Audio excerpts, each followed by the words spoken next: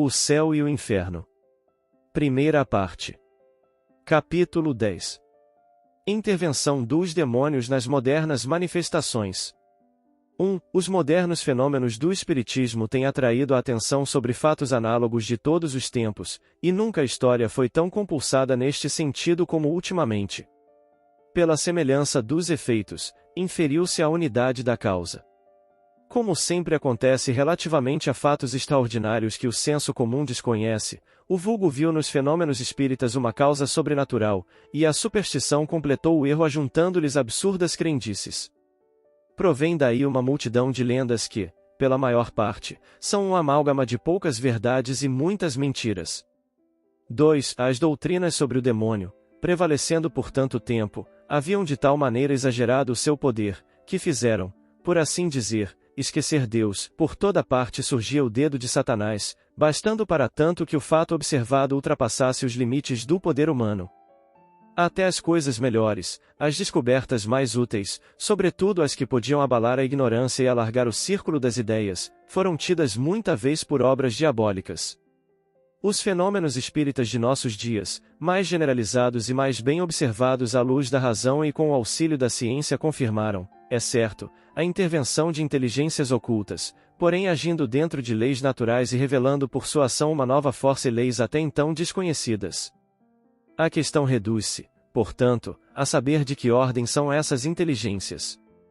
Enquanto se não possuía do mundo espiritual noções mais que incertas e sistemáticas, a verdade podia ser desviada, mas hoje que observações rigorosas e estudos experimentais esclareceram a natureza, origem e destino dos espíritos, bem como seu modo de ação e papel no universo, hoje, dizemos, a questão se resolve por fatos. Sabemos, agora, que essas inteligências ocultas são as almas dos que viveram na Terra. Sabemos também que as diversas categorias de bons e maus espíritos não são seres de espécies diferentes, porém que apenas representam graus diversos de adiantamento. Segundo a posição que ocupam em virtude do desenvolvimento intelectual e moral, os seres que se manifestam apresentam os mais fundos contrastes, sem que por isso possamos supor não tenham saído todos da grande família humana, do mesmo modo que o selvagem, o bárbaro e o homem civilizado. 3. Sobre este ponto, como sobre muitos outros, a Igreja mantém as velhas crenças a respeito dos demônios. Diz ela, e há princípios que não variam há 18 séculos, porque são imutáveis. O seu erro é precisamente esse de não levar em conta o progresso das ideias, é supor Deus insuficientemente sábio para não proporcionar a revelação ao desenvolvimento das inteligências, é, em suma, falar aos contemporâneos a mesma linguagem do passado. Ora, progredindo a humanidade enquanto a Igreja se broquela em velhos erros sistematicamente, tanto em matéria espiritual como na científica, cedo virá a incredulidade, avassalando a própria Igreja. 4. Eis como esta explica a intervenção exclusiva dos demônios nas manifestações espíritas. Nota de Allan Kardec, as citações deste capítulo são extraídas da mesma pastoral indicada no precedente, e da qual são corolários. É a mesma fonte, por conseguinte, a mesma autoridade. Nas suas intervenções exteriores os demônios procuram dissimular a sua presença, a fim de afastar suspeitas. Sempre astutos e pérfidos, seduzem o homem com ciladas antes de algemá-lo na opressão e no servilismo. Aqui lhe aguçam a curiosidade com fenômenos e partidas pueris, além, despertam-lhe a admiração e subjugam-no pelo encanto do maravilhoso. Se o sobrenatural aparece e os desmascara, então, acalmam-se, extinguem quaisquer apreensões, solicitam confiança e provocam familiaridade. Ora se apresentam como divindades e bons gênios, ora assimilam nomes e mesmo traços de memorados mortos. Com o auxílio de tais fraudes dignas da antiga serpente, falam e são ouvidos, dogmatizam e são acreditados, misturam com suas mentiras algumas verdades e inculcam o erro debaixo de todas as formas. Eis o que significam as pretensas revelações de além-túmulo. E é para um tal resultado que a madeira e a pedra, as florestas e as fontes, o santuário dos ídolos e os pés das mesas e as mãos das crianças se tornam oráculos, e é por isso que a pitonisa profetiza em delírio, que o ignorante se torna cientista num sono misterioso. Enganar e perverter, tal é, em toda parte de todos os tempos, o supremo objetivo dessas manifestações. Os resultados surpreendentes dessas práticas ou atos ordinariamente fantásticos e ridículos, não podendo provir da sua virtude intrínseca, nem da ordem estabelecida por Deus, só podem ser atribuídos ao concurso das potências ocultas. Tais são, notadamente, os fenômenos extraordinários obtidos em nossos dias pelos processos aparentemente inofensivos do magnetismo, como os das mesas falantes.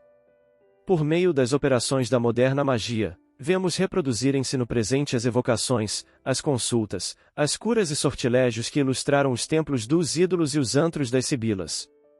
Como outrora, interroga-se a madeira e esta responde, manda-se e ela obedece, isto em todas as línguas e sobre todos os assuntos, acha-se a gente em presença de seres invisíveis a usurparem nomes de mortos, e cujas pretensas revelações têm o cunho da contradição e da mentira, formas inconsistentes e leves aparecem rápidas e repentinas, patenteando-se dotadas de força sobre-humana. Quais são os agentes secretos desses fenômenos, os verdadeiros atores dessas cenas inexplicáveis? Os anjos, esses não aceitariam tais papéis indignos, como também não se prestariam a todos os caprichos da curiosidade. As almas dos mortos, que Deus proíbe evocar, essas demoram no lugar que lhes designa a sua justiça, e não podem, sem sua permissão, colocar-se às ordens dos vivos. Assim, os seres misteriosos que acodem ao primeiro apelo do herege, do ímpio ou do crente, o que importa dizer da inocência ou do crime, não são nem enviados de Deus, nem apóstolos da verdade e da salvação, porém, fatores do erro e agentes do inferno. Apesar do cuidado com que se ocultam sob os mais veneráveis nomes, eles traem-se pela nulidade das suas doutrinas, pela baixeza dos atos e incoerência das palavras. Procuram apagar do símbolo religioso os dogmas do pecado original, da ressurreição do corpo, da eternidade das penas, como de toda a revelação divina, para subtrair às leis a sua verdadeira sanção e abrir ao vício todas as barreiras.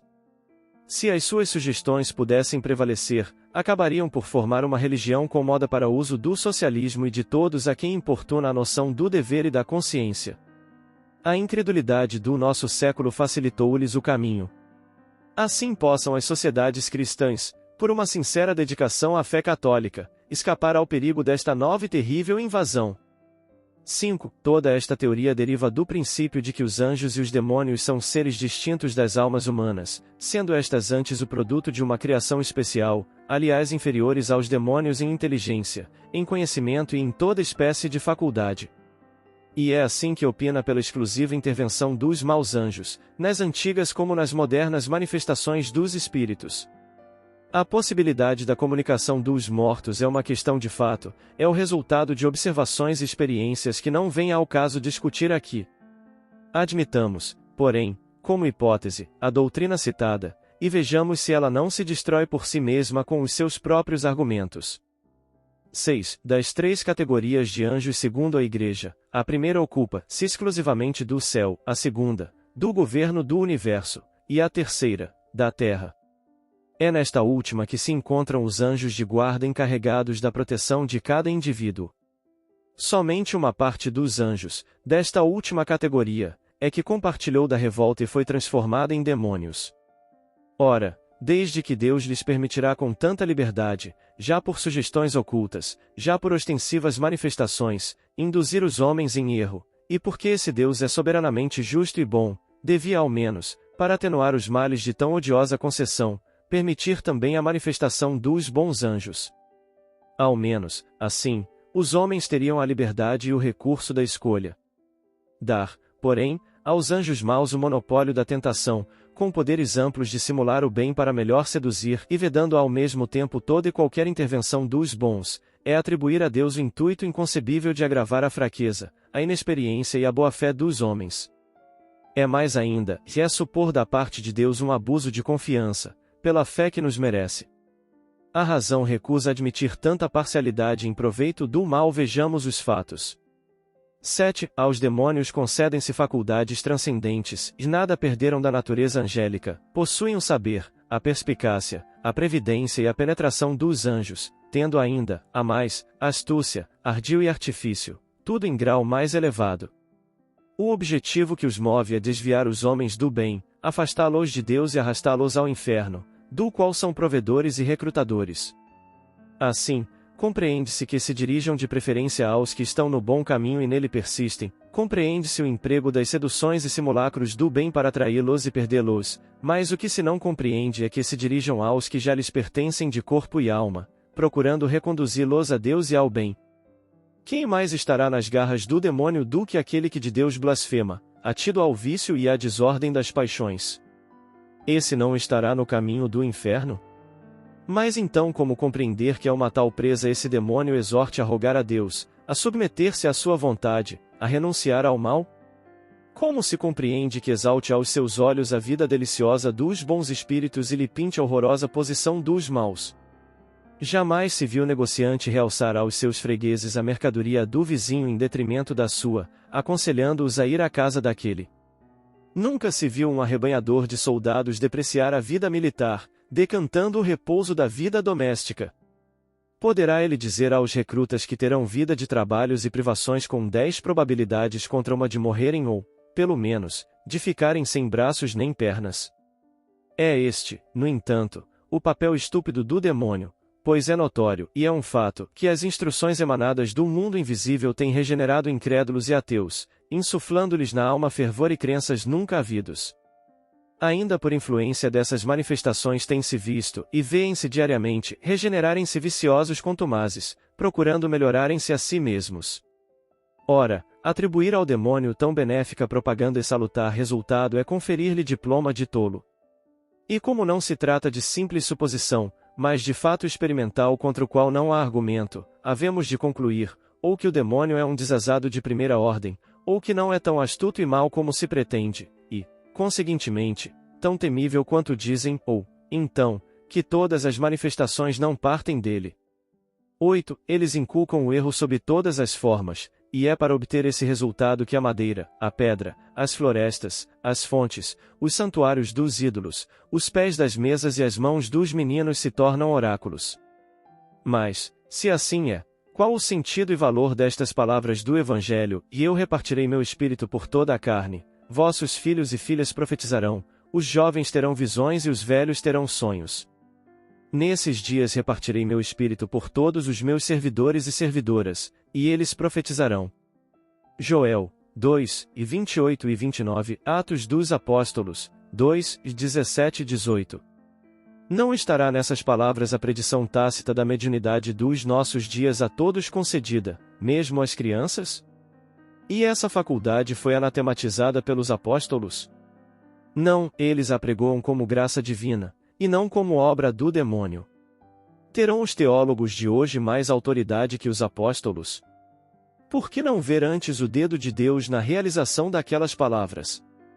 9. Por meio das operações da moderna magia vemos reproduzirem-se no presente as evocações, as consultas, as curas e os sortilégios que ilustraram os templos dos ídolos e os antros das sibilas. Nós perguntamos, que há de comum entre as operações da magia e as evocações espíritas? Houve tempo em que tais operações faziam fé e acreditava-se na sua eficácia, mas hoje são simplesmente ridículas. Ninguém as toma a sério, e o espiritismo condena-as. Na época em que florescera a magia, era imperfeita a noção sobre a natureza dos espíritos, geralmente havidos por seres dotados de poder sobre-humano. A troco da própria alma, ninguém os evocava que não fosse para obter favores da sorte e da fortuna, achar tesouros, revelar o futuro ou obter filtros. A magia com seus sinais, fórmulas e práticas cabalísticas era increpada de fornecer segredos para operar prodígios, constranger espíritos a ficarem às ordens dos homens e satisfazerem-lhes os desejos. Hoje sabemos que os espíritos são as almas dos mortos e não os evocamos senão para receber conselhos dos bons, moralizar os maus e continuar relações com seres que nos são caros. Eis o que diz o Espiritismo a tal respeito. 10. Não podereis obrigar nunca a presença de um espírito vosso igual ou superior em moralidade, por vos faltar autoridade sobre ele, mas, do vosso inferior, e sendo para seu benefício, consegui-lo-eis, visto como outros espíritos vos secundam. Ó Livro dos Médiuns, segunda parte, capítulo 25. A mais essencial de todas as disposições para evocar é o recolhimento, quando desejarmos tratar com espíritos sérios. Com a fé e o desejo do bem, mais aptos nos tornamos para evocar espíritos superiores. Elevando nossa alma por alguns instantes de concentração no momento de evocá-los, identificamo-nos com os bons espíritos, predispondo a sua vinda. Ó Livro dos Médiuns, segunda parte, capítulo 25. Nenhum objeto, medalha ou talismã tem a propriedade de atrair ou repelir espíritos, pois a matéria ação alguma exerce sobre eles. Nunca um bom espírito aconselha tais absurdos. A virtude dos talismãs só pode existir na imaginação de pessoas simplórias. Ó Livro dos Médiuns, segunda parte, capítulo 25. Não há fórmulas sacramentais para evocar espíritos. Quem quer que pretendesse estabelecer uma fórmula, poderia ser taxado de usar de charlatanismo, visto que para os espíritos puros a fórmula nada vale. A evocação deve, porém, ser feita sempre em nome de Deus. Ó Livro dos Médiuns, segunda parte, capítulo 17. Os espíritos que prefixam entrevistas em lugares lúgubres e a horas indevidas são os que se divertem à custa de quem os ouve. É sempre inútil e muitas vezes perigoso ceder a tais sugestões, inútil, porque nada se ganha além de uma mistificação, e perigoso, não pelo mal que possam fazer os espíritos, mas pela influência que tais fatos podem exercer sobre cérebros fracos. Ó Livro dos Médiuns, segunda parte, capítulo 25. Não há dias nem horas mais especialmente propícios às evocações, e isso, como tudo que é material, é completamente indiferente aos espíritos, além de ser supersticiosa a crença em tais influências. Os momentos mais favoráveis são aqueles em que o evocador pode abstrair-se melhor das suas preocupações habituais, calmo de corpo e de espírito. Ó Livro dos Médiuns, segunda parte, capítulo 25. A crítica malévola apraz-se em representar as comunicações espíritas revestidas das práticas ridículas e supersticiosas da magia e da nigromancia. Entretanto, se os que falam do espiritismo, sem conhecê-lo, procurassem estudá-lo, poupariam trabalhos de imaginação e alegações que só servem para demonstrar a sua ignorância e má vontade. Para conhecimento das pessoas estranhas à ciência, diremos que não há horas mais propícias, umas que outras, como não há dias nem lugares, para comunicar com os espíritos. Diremos mais, que não há fórmulas nem palavras sacramentais ou cabalísticas para evocá-los, que não há necessidade alguma de preparo ou iniciação, que é nulo o emprego de quaisquer sinais ou objetos materiais para atraí-los ou repeli-los, bastando para tanto o pensamento e, finalmente, que os médiuns recebem deles as comunicações sem sair do estado normal, tão simples e naturalmente como se tais comunicações fossem ditadas por uma pessoa vivente. Só o charlatanismo poderia emprestar às comunicações formas excêntricas, enxertando-lhes ridículos acessórios. Ó que é o Espiritismo, capítulo 2, item 49. O futuro é vedado ao homem por princípio, e só em casos raríssimos e excepcionais é que Deus faculta a sua revelação. Se o homem conhecesse o futuro, por certo que negligenciaria o presente e não agiria com a mesma liberdade. Absorvidos pela ideia da fatalidade de um acontecimento, ou procuramos conjurá-lo ou não nos preocupamos dele. Deus não permitiu que assim fosse, a fim de que cada qual concorresse para a realização dos acontecimentos mesmos, que porventura desejaria evitar. Ele permite, no entanto, a revelação do futuro, quando o conhecimento prévio de uma coisa não estorva, mas facilita a sua realização, induzindo a procedimento diverso do que se teria sem tal circunstância. Ó Livro dos Espíritos, parte 3, capítulo 10. Os espíritos não podem guiar descobertas nem investigações científicas. A ciência é obra do gênio e só deve ser adquirida pelo trabalho, pois é por este que o homem progride. Que mérito teríamos nós se, para tudo saber, apenas bastasse interrogar os espíritos? Por esse preço, todo imbecil poderia tornar-se sábio. O mesmo se dá relativamente aos inventos e descobertas da indústria. Chegado que seja o tempo de uma descoberta, os espíritos encarregados da sua marcha procuram o homem capaz de levá-la a bom termo e inspiram-lhe as ideias necessárias, isto de molde a não lhe tirar o respectivo mérito, que está na elaboração e execução dessas ideias.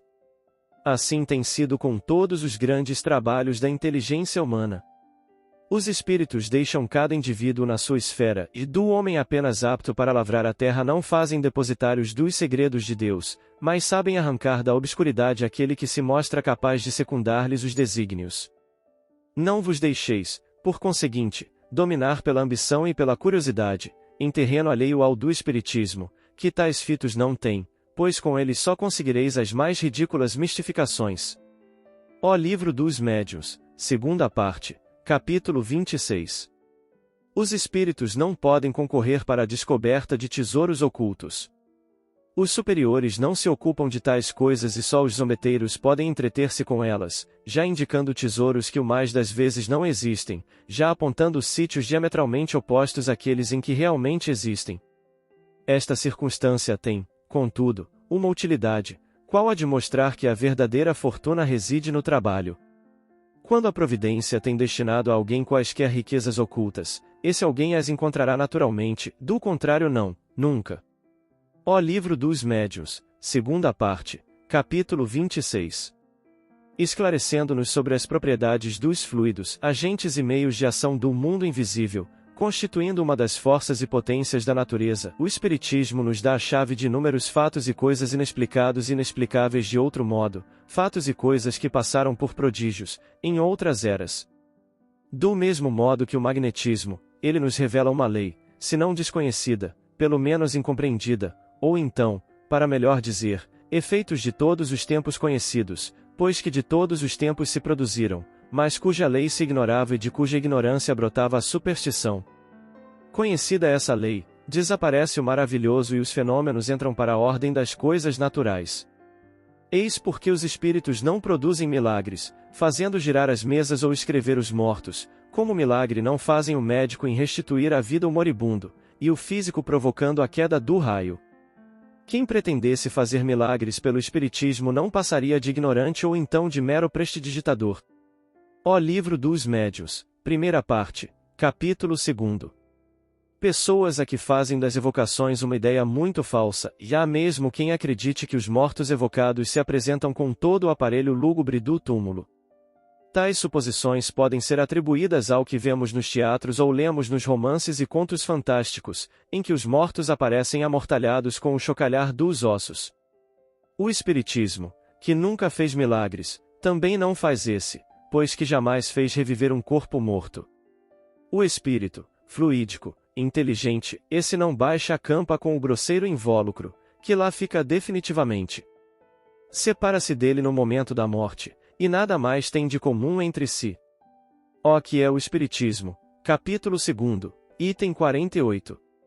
11. Ampliamos estas citações para mostrar que os princípios do Espiritismo não têm relação alguma com os da magia. Assim, nem espíritos as ordens dos homens, nem meios de os constranger, nem sinais ou fórmulas cabalísticas, nem descobertas de tesouros, nem processos para enriquecer, e tampouco milagres ou prodígios, adivinhações e aparições fantásticas, e nada, enfim, do que constitui o fim e os elementos essenciais da magia. O Espiritismo não só reprova tais coisas como demonstra a impossibilidade e ineficácia delas. Não há, afirmamo-lo ainda uma vez, analogia alguma entre os processos e fins da magia e os do Espiritismo, só a ignorância e a má-fé poderão confundi-los. Dessa forma, tal erro não pode prevalecer, uma vez que os princípios espíritas não se furtam ao exame, e aí estão formulados inequívoca e claramente para todos. Quanto às curas, reconhecidas como reais na crença precitada, o exemplo está mal selecionado como meio de evitar relações com os espíritos. Efetivamente, essas curas são outros tantos benefícios que levam à gratidão e que todos podem experimentar. Pouca gente estará disposta a renunciar a elas, mormente depois de haver esgotado outros recursos antes de recorrer ao diabo. Depois, se o diabo cura, força é confessar que faz uma boa e meritória ação.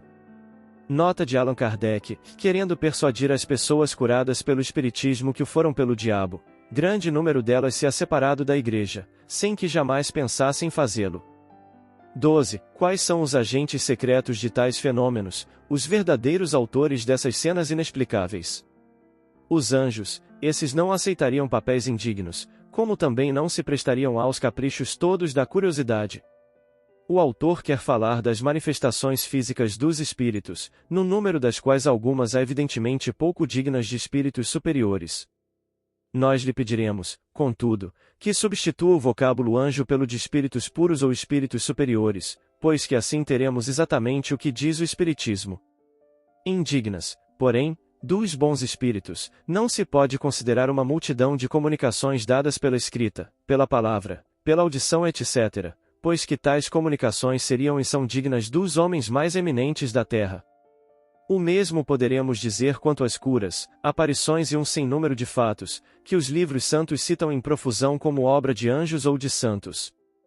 Se, pois, os anjos e os santos produziram outrora fenômenos semelhantes, por que não os produzirão hoje? Por que serem idênticos fatos julgados bruxaria nas mãos de uns, enquanto nas mãos de outros se reputam santos milagres? Sustentar semelhante tese é abdicar toda a lógica. O autor da Pastoral labora em erro quando afirma que tais fenômenos são inexplicáveis. O que se dá é justamente o contrário, isto é, hoje esses fenômenos são perfeitamente explicados, tanto que se não consideram mais como maravilhosos e sobrenaturais. E mesmo que ainda permanecessem inexplicados, não seria tão lógico atribuí-los ao diabo, quanto era lógico noutros tempos dar a este as honras de todos os fenômenos naturais cuja causa então se desconhecia. Por papéis indignos devemos entender os que são ridículos e os que estimulam o mal, mas não podemos qualificar dessa forma os dos espíritos que promovem o bem, encaminhando os homens para Deus e para a virtude. Ora, o Espiritismo diz expressamente que os papéis indignos não cabem aos espíritos superiores, como se infere dos seguintes preceitos. 13. A categoria do espírito se reconhece por sua linguagem, os verdadeiramente bons e superiores têm-na sempre digna, nobre, lógica, imune de qualquer contradição, ressumbra sabedoria, modéstia, benevolência e a mais pura moral. Além disso é concisa, clara, sem redundâncias inúteis. Os espíritos inferiores, ignorantes ou orgulhosos, é que suprem a vacuidade das ideias com abundância de frases. Todo pensamento implicitamente falso, toda máxima contrária à sã moral, todo conselho ridículo, toda expressão grosseira, trivial ou simplesmente frívola, qualquer sinal de malevolência, de presunção ou de arrogância, são indícios incontestáveis da inferioridade de um espírito. Os espíritos superiores só se ocupam de comunicações inteligentes, visando instruir-nos. As manifestações físicas ou puramente materiais competem mais comumente aos espíritos inferiores, vulgarmente designados por espíritos batedores, pela mesma razão por que entre nós os torneios de força e agilidade são próprios de saltimbancos, e não de sábios. Absurdo seria supor que um espírito, por pouco elevado que seja, goste do alarde e do reclamo. Ó que é o Espiritismo, capítulo 2, itens 37 a 40 e 60. Vede também o Livro dos Espíritos, parte 2, capítulo 1, itens diferentes ordens de espíritos, escala espírita, e o Livro dos Médiuns, segunda parte, capítulo 24, identidade dos espíritos, item modo de se distinguirem os bons dos maus espíritos. Qual é o homem de boa fé que pode lobrigar nestes preceitos atribuições incompatíveis com espíritos elevados? Não, o Espiritismo não confunde os espíritos, antes, pelo contrário, distingue-os. A Igreja, sim, atribui aos demônios uma inteligência igual à dos anjos, ao passo que o Espiritismo afirma e confirma, baseado na observação dos fatos, que os espíritos inferiores são mais ou menos ignorantes, tendo muito limitados o seu horizonte moral e perspicácia, de feição a terem das coisas uma ideia muita vez falsa e incompleta, incapazes de resolver certas questões, conseguintemente, de fazer tudo quanto se atribui aos demônios. 14. As almas dos mortos, que Deus proíbe evocar, essas demoram no lugar que lhes designa a sua justiça, e não podem, sem sua permissão, colocar-se à disposição dos vivos. O Espiritismo vai além, é mais rigoroso, não admite manifestação de quaisquer espíritos, bons ou maus, sem a permissão de Deus, ao passo que a Igreja de tal não cogita relativamente aos demônios, os quais, segundo a sua teoria, se dispensam de tal permissão. O Espiritismo diz mais, que, mediante tal permissão e correspondendo ao apelo dos vivos, os espíritos não se põem à disposição destes. O espírito evocado vem voluntariamente, ou é constrangido a manifestar-se? Obedecendo à vontade de Deus, isto é, a lei que rege o universo, ele julga da utilidade ou inutilidade da sua manifestação, o que constitui uma prerrogativa do seu livre-arbítrio. O espírito superior não deixa de vir sempre que é evocado para um fim útil, só se recusando a responder quando em reunião de pessoas pouco sérias que levem a coisa em ar de gracejo. Ó Livro dos Médiuns, segunda parte, Capítulo 25. Pode o espírito evocado recusar-se a vir pela evocação que lhe fazem? Perfeitamente, visto como tem o seu livre-arbítrio. Podeis acaso acreditar que todos os seres do universo estejam à vossa disposição? E vós mesmos vos julgais obrigados a responder a todos quantos pronunciam o vosso nome? Mas quando digo que o espírito pode recusar-se, subordino essa negativa ao pedido do evocador, por isso que um espírito inferior pode ser constrangido por um superior a manifestar-se. Ó Livro dos Médiuns, segunda parte, capítulo 25. Tanto os espíritas estão convencidos de que nada podem sobre os espíritos diretamente, sem a permissão de Deus, que dizem, quando evocam, rogamos a Deus Todo-Poderoso permitir que um bom espírito se comunique conosco, bem como aos nossos anjos de guarda assistir-nos e afastarem os maus espíritos. E tratando-se de evocação de um espírito determinado, rogamos a Deus Todo-Poderoso permitir que tal espírito se comunique conosco, etc. Ó Livro dos Médiuns, segunda parte, capítulo 17, item 203. 15. As acusações formuladas pela Igreja contra as evocações não atingem, portanto, o espiritismo, porém as práticas da magia, com a qual este nada tem de comum. O espiritismo condena tanto quanto a Igreja as referidas práticas, ao mesmo tempo que não confere aos espíritos superiores um papel indigno deles, nem algo pergunta ou pretende obter sem a permissão de Deus. Certo, pode haver quem abuse das evocações, quem delas faça um jogo, quem lhes desnature o caráter providencial em proveito de interesses pessoais, ou ainda quem por ignorância, leviandade, orgulho ou ambição se afaste dos verdadeiros princípios da doutrina. O verdadeiro espiritismo, o espiritismo sério os condena, porém, tanto quanto a verdadeira religião condena os crentes hipócritas e os fanáticos. Portanto, não é lógico nem razoável imputar ao espiritismo os abusos que ele é o primeiro a condenar, e os erros daqueles que o não compreendem. Antes de formular qualquer acusação, convém saber se é justa. Assim, diremos, e a censura da Igreja recair nos charlatães, nos especuladores, nos praticantes de magia e sortilégio, e com razão. Quando a crítica religiosa ou cética, dissecando abusos, profliga o charlatanismo, não faz mais que realçar a pureza da sã doutrina, auxiliando-a no expurgo de maus elementos e facilitando-nos a tarefa. O erro da crítica está no confundir o bom e o mal, o que muitas vezes sucede pela má-fé de alguns e pela ignorância do maior número. Mas a distinção que uma tal crítica não faz, outros a fazem. Finalmente, a censura aplicada ao mal e à qual todo espírita sincero e reto se associa, essa nem prejudica nem afeta a doutrina. 16. Assim, os seres misteriosos que acodem ao primeiro apelo do herege, do ímpio ou do crente, o que importa dizer, e da inocência ou do crime, não são nem enviados de Deus, nem apóstolos da verdade e da salvação, mas fatores do erro e agentes do inferno. Assim, ao herético, ao ímpio, ao criminoso, Deus não permite que os bons espíritos venham tirá-los do erro para salvá-los da perdição eterna. Não lhe envia senão os subordinados do inferno para enfiá-los mais no lamaçal. Bem mais, não envia a inocência senão seres perversos para perverti-la. Não se encontra, pois, entre os anjos, entre as criaturas privilegiadas de Deus, um ser bastante compassivo que vem em socorro das almas transviadas. Para que servem, pois, as brilhantes qualidades que exornam tais seres? Acaso e tão somente para seu gozo pessoal? E serão eles realmente bons, quando, extasiados pelas delícias da contemplação, veem tantas almas no caminho do inferno sem que procurem desviá-las? Mas isso é precisamente a imagem do egoísmo desses potentados que, impiedosos na farta opulência, deixam morrer à fome o mendigo que lhes bate à porta. É mais ainda, e é o próprio egoísmo arvorado em virtude colocado aos pés do Criador.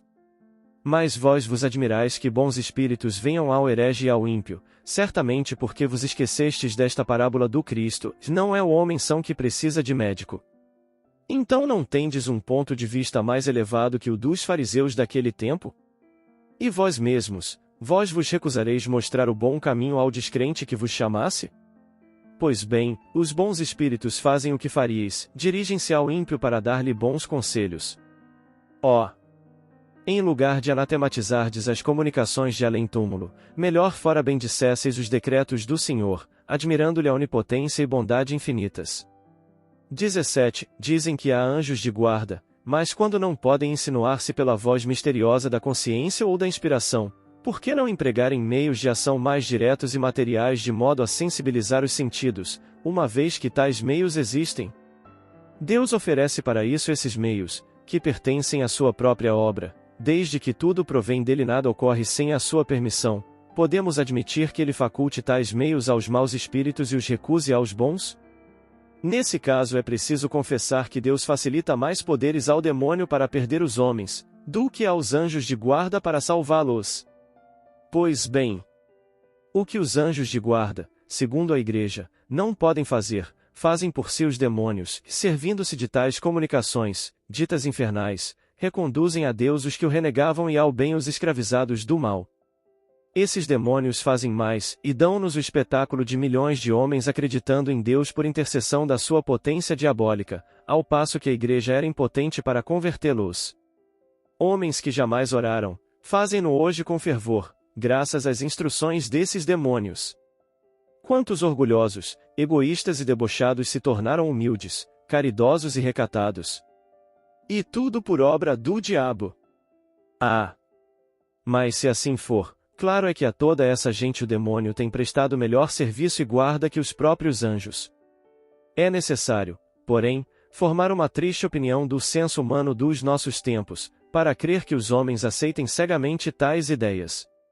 Uma religião, porém, que faz pedra angular de tal doutrina, uma religião que se destrói pela base, tirando-se-lhe os seus demônios, o seu inferno, as suas penas eternas e o seu Deus impiedoso, uma religião tal, dizemos, é uma religião que se suicida. 18. Dizem que Deus enviou o Cristo, seu Filho, para salvar os homens, provando-lhes com isso o seu amor. Como se explica, entretanto, que os deixasse depois em abandono? Não há dúvida de que Jesus é o mensageiro divino enviado aos homens para ensinar-lhes a verdade, e, por ela, o caminho da salvação, mas contai, e somente após a sua vinda, quantos não puderam ouvir-lhe a palavra da verdade, quantos morreram e morrerão sem conhecê-la, quantos, finalmente, dos que a conhecem, a põem em prática. Então, por que não lhes enviar Deus, sempre solícito na salvação de suas criaturas, outros mensageiros, que, baixando a todas as terras, entre grandes e pequenos, ignorantes e sábios, crédulos e céticos, venham ensinar a verdade aos que a desconhecem, torná-la compreensível aos que não a compreendem, e suprir, enfim, pelo seu ensino direto e múltiplo, a insuficiência na propagação do Evangelho, abreviando o evento do reinado divino? Mas eis que chegam esses mensageiros em hostes inumeráveis, abrindo os olhos aos cegos, convertendo os ímpios, curando os enfermos, consolando os aflitos, a exemplo de Jesus. Que fazeis vós, e como os recebeis vós? Ah! Vós os repudiais, repelis o bem que fazem e clamais, e são demônios. Outra não era a linguagem dos fariseus relativamente ao Cristo, que, diziam, fazia o bem por artes do diabo. E o Nazareno respondeu-lhes, reconhecei a árvore por seu fruto, e a má árvore não pode dar bons frutos. Para os fariseus eram maus os frutos de Jesus, porque ele vinha destruir o abuso e proclamar a liberdade que lhes arruinaria a autoridade. Se, em vez disso, Jesus tivesse vindo lisonjear-lhes o orgulho, sancionar os seus erros e sustentar-lhes o poder, então, sim, ele seria o esperado Messias dos judeus. Mas o Cristo era só, pobre e fraco, decretaram-lhe a morte julgando extinguir-lhe a palavra, e a palavra sobreviveu-lhe porque era divina. Importa contudo dizer que essa palavra só lentamente se propagou, e, após 18 séculos, apenas é conhecida de 1/10 parte do gênero humano. Além disso, em que pesem tais razões, numerosos cismas rebentaram já do seio da cristandade. Pois bem, e agora, Deus, em sua misericórdia, envia os Espíritos a confirmá-la, a completá-la, a difundi-la por todos e em toda a terra, a santa palavra de Jesus. E o grande caso é que os Espíritos não estão encarnados num só homem cuja voz fora limitada, que eles são inumeráveis, andam por toda parte e não podem ser tolhidos. Também por isso, o seu ensino se amplia com a rapidez do raio, e porque falam ao coração e à razão, são pelos humildes mais compreendidos. 19. Não é indigno de celestes mensageiros, dizeis, o transmitirem suas instruções por meio tão vulgar qual o das mesas? Não será ultrajaloso supor que se divertem com frivolidades deixando a sua mansão de luz para se porem à disposição do primeiro curioso?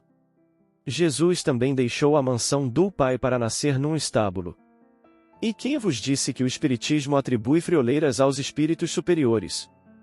Não, o Espiritismo afirma positivamente o contrário, isto é, que as coisas vulgares são próprias de espíritos vulgares.